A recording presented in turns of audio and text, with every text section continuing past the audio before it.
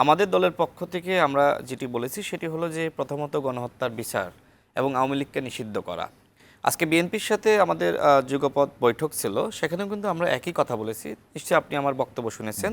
আমি স্পষ্টভাবে বলেছি প্রথমত গণহত্যার বিচার, আওয়ামী লীগকে নিষিদ্ধ করা এবং প্রয়োজনীয় রাষ্ট্র সংস্কার এবং এই সংস্কারের একটি জাতীয় সনদ তৈরি করা।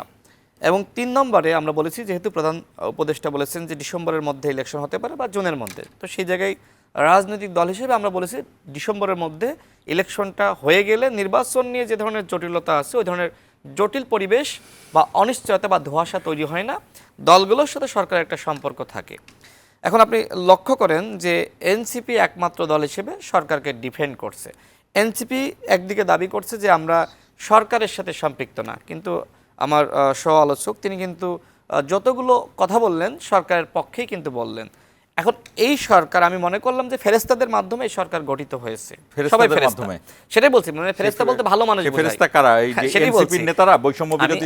আমি আসি যে ফেরেস্তাদের মাধ্যমে মনে করেন এই সরকার গঠিত হয়েছে। এখন ফেরেস্তাদের ভুল কি ধরা যাবে না?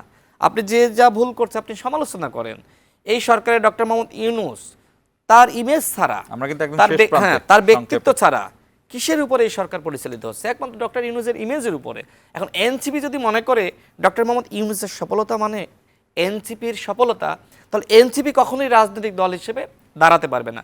ঠিক আছে, তারা অনেক সংস্কার চায়, তো যতটুকু ঐক্যমত সব দলের ভিতর ঐক্যমত আসবে ততটুকুর ভিত্তিতে একটি জুলাই সনদ হবে, এবং যতটুকু এনসিপি মনে করবে যে আমাদের হচ্ছে না, তাহলে তারা পরবর্তীতে ক্ষমতায় এসে তারা সেটা বাস্তবায়ন করবে।